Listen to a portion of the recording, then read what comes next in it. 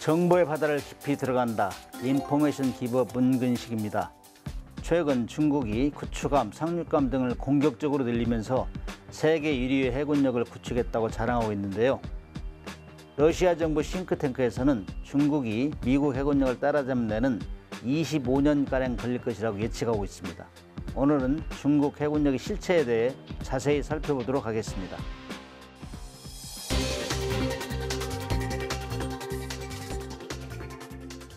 중국 해군이 급팽창하고 있는데 이거는 우리가 예측했던 바예요.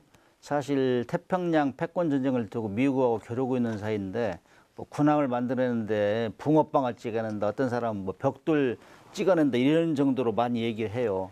사실 2008년도에 전 세계 해군 함정 총 톤수 비율에서는 미국이 월등해요. 2008년 기준 미국이 1위 44.61%, 러시아가 8.53%로 2위, 중국은 뭐 6.83% 3위인데 이랬던 중국이 이제 계속 2010년부터 늘리기 시작합니다. 2008년에는 중국이 수상함, 잠수함을 모두 합쳐서 262척 정도 보였는데 2015년도에는 294척으로 미국을 5대 추월했다고 그래요. 그다음에 2022년도에는 351척으로 미국과의 격차를 57대까지 벌이는 이런 현상이 생기고 있는데, 이렇게 중국이 해군 함정수에 미국을 추월할 수 있던 까닭은 국가 지도자, 그러니까 시진핑이 지금 해양 가구 건설, 그러니까 태평양으로는 나가자 이런 결단이 있었기 때문에 가능한 거라고 생각합니다. 중국 전투함 숫자는 2030년도에는 435척, 2035년도에는 475척으로 계속 늘어날 것으로 예상하고 있는데, 사실 여기가 경쟁하고 있는 미국의 전투함은 그렇게 못 따라가는 거예요. 그리고 이제 2030년도에는 290에서 291척, 2035년도에는 305척에 317척이 그칠 것으로 예상하고 있는데, 사실 이런 숫자는 그냥 미리 예단하고 과거에 데이터 가지고 이렇게 진도를 확인해 가지고 하는 거기 때문에 정확한 건 아니에요. 이렇게 계속 이제 중국 해군력의 속도가 이게 가파르게 올라가고 있는데, 이건 왜 그러냐면은 중국의 그 압도적인 조선 능력, 이것이 미국의 232배에 달한다. 이건 누구나 이런 얘기를 들으면 믿을 수가 없을 거예요. 그러나 사실이 그렇다 이거죠. 그래서 미국이 양적으로 중국을 따라잡기, 수적으로는 따라잡기 쉽지 않을 것이다, 이렇게 전망하고 있습니다. 중국은 지난 10년 동안 해군 작전의 핵심으로 분류되는 게 구축함. 구축함이 전투함 중에서는 싸움을 제일 잘하는 배예요. 이런 배가 23척을 물에 띄우는 진수를 했는 반면에 미국은 11척. 그러니까 뭐 2배 이상이죠. 그리고 장거리 항해 능력을 갖추고 있는 구축함보다 좀 큰 배, 이거를 이제 순양함이라 하는데 한 10,000톤 넘는 것들, 이런 것들은 중국은 2017년 이후에 8척을 진수했는데 미국은 한 척도 만들지 못했다. 거기다가 중국은 또 뭐 핵잠수함까지 급하게 늘리고 있습니다. 그렇기 때문에 미국이 지금 안달하고 있죠. 이거 큰일 났다. 이렇게 중국은 해군력을 다양하게 이제 강화를 하고 있는데, 최근에는 또 076형이라는 상륙 강습함, 쓰촨함이라는 걸 진수해서 시운전하고 있는데, 이게 이제 많은 국가의 이목을 집중시키고 있어요. 쓰촨함의 특징을 보면 만재 배수량이 4만 톤에다가 이거는 이제 항공기를 띄울 때, 배에서 띄울 때 확 던져주는 거, 이걸 사출기라고 하는 건, 과거에는 증기식 사출기를 썼어요. 그래가지고 보일러 떼가지고 뭐 증기로 이렇게 했는데, 이거는 이제 전자기식 해가지고 최신형이란 말이죠. 그 다음에 이제 항공기에 내릴 때 쭉 내려가지고 가속도가 붙은 이거 잡아줘야 된단 말이죠. 그걸 어레스팅 와이어 그래요. 잡아주는 거, 속도를 줄여주는 거, 그것까지 하니까 야, 이거 뭐 상륙 강습함에다가 항공모함에 사용하는 건 최신 기술을 적용하다. 이거 무슨 의도냐? 이건 고정이 항공기를 이제 운용할 것이다, 이렇게 하는데, 실제 항공기는 지금 적용하기 힘들고 아마 드론, 그러니까 무인기를 쓸 것이다 예측하는데, 앞으로 이제 시운전을 하는 보면은 이제 어떤 모양으로 쓸 것인가, 어떤 목적으로 쓸 것인가 나올 겁니다.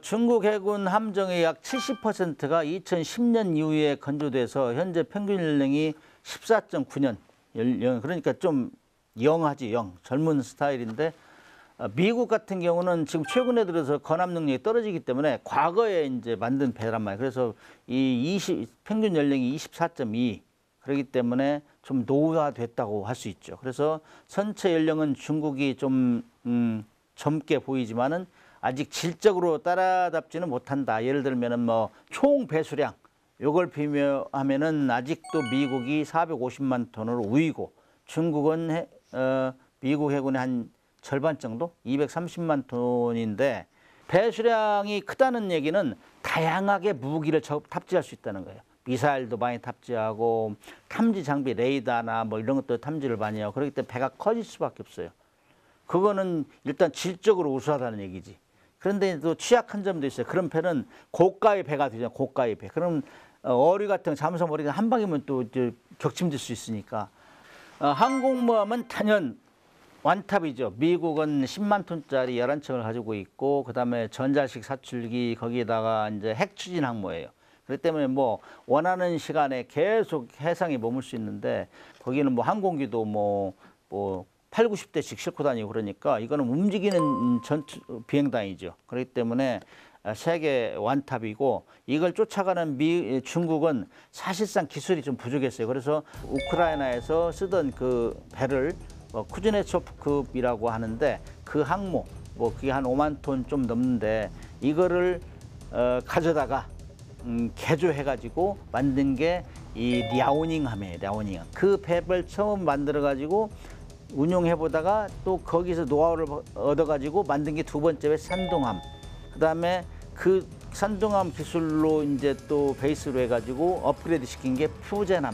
푸젠함부터는 핵 추진 항모로 나올 것이다 했는데 이번에 확인해 보니까 아직도 디젤 추진이고 그래서 이 디젤로 하면은 연료를 제급해야 되기 때문에 항공모함 기름이 많이 들어요. 그렇기 때문에 군수 지원하면 따라다녀야 되고 그래서 해상 작전 장기 작전이 떨어지죠.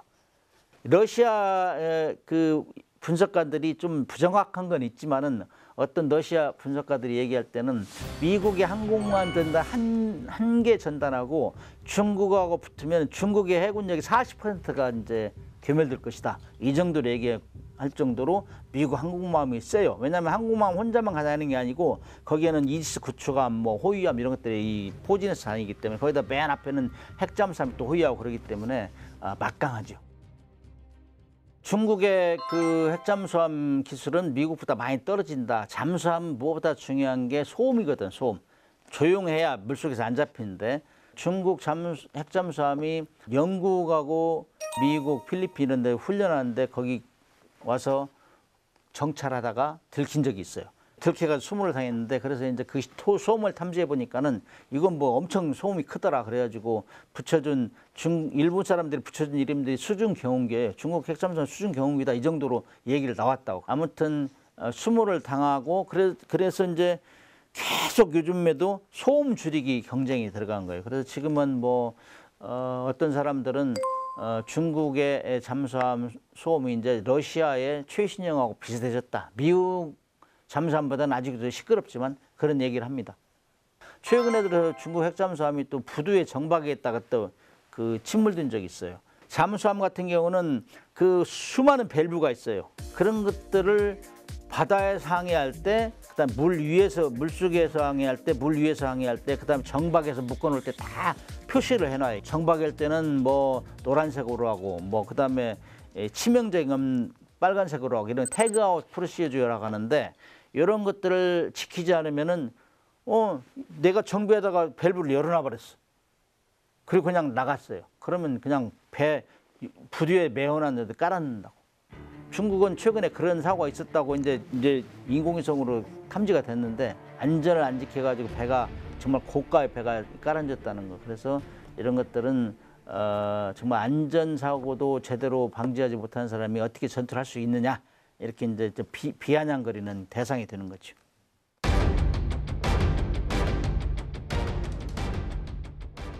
미국하고 중국하고 경쟁을 하는데 미국이 지리적으로 이익이 됐으니까 계속 일본이나 우리하고 같이 하자.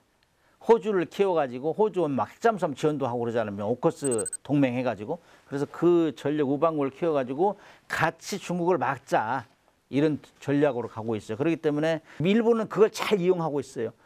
미국이 우리를 도와주네?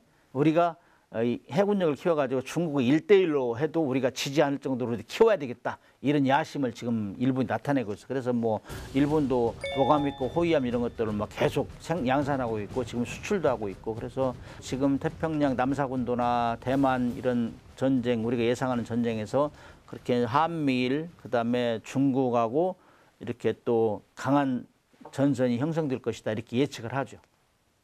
중국이 해양물 밖으로 나오려고 하는 거를 미국이 이제 막고 있는데, 너무 지리적으로 이격돼 있으니까 자꾸 이제 한국한테 이제 같이 하자 하는데, 우리는 중국에 너무 무역 의존도가 많으니까 함부로 할 수 없어요. 그래서 중국을 대응하는데 우리의 국익을 잘 따지면서 해야 된다. 그다음에 이제 지금도 서해에서는 중국이 우리를 깔보고 있어요. 왜냐하면은 원래 인접국 간의 이제 해양 중간선 원칙이라고 나누는 게, 근데 중국은 동경 123도와 124도 중간쯤이 중간선으로 합당한데 중국은 인정 안 하네요. 우리가 대륙붕도 크고 인구도 많은데 어떻게 너희가 똑같이 나누냐? 그래가지고 계속 서해를 내와 자기 앞마당화하고 있어요. 그렇기 때문에 우리가 핵추진 잠수함 이런 거 만들어가지고 함부로 하면 나도 한 칸 있어, 이렇게 이제 하는 그런 전략을 세워야죠. 중국이 이렇게 급팽창하는, 해군력이 급팽창하는 원동력은 건함 능력, 미국이 232배 정도 차이가 나기 때문에 하는데, 그래서 미국이 건조 능력을 따라잡아야 되는데 단순간에 할 수 없잖아요.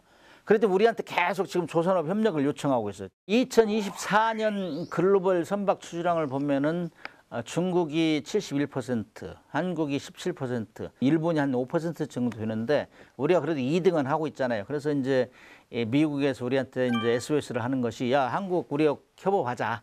그래서 중국의 건함 능력도 따라잡고, 그렇게 되면 우리는 뭐 같이 군함도 건조하고 나아가서 그걸 기반으로 해서 상선도 같이 건조해가지고 세계를 팔을 수 있는 이런 절호의 찬스가 되는 거죠. 그래서 우리한테는 상당히 기회다. 중국하고 미국하고 계속 한정 건조 능력 경쟁이 있을 때 우리는 그 틈새 시장을 활용해가지고 우리의 국익을 챙길 수 있는 찬스가 오는 거죠. 거대해진 중국의 해군력은 세계 1위라는 평가까지는 어렵더라도 세계 안보에 막대한 영향을 미치고 있습니다. 특히 우리나라는 중국과 지리적으로 가까운 만큼 해양 주권을 수호하기 위한 노력이 필요할 텐데요. 우리나라의 해군력 증강과 함께 위기를 기회로 만들 수 있는 이런 현명한 고민까지 필요하다고 생각합니다. 고맙습니다.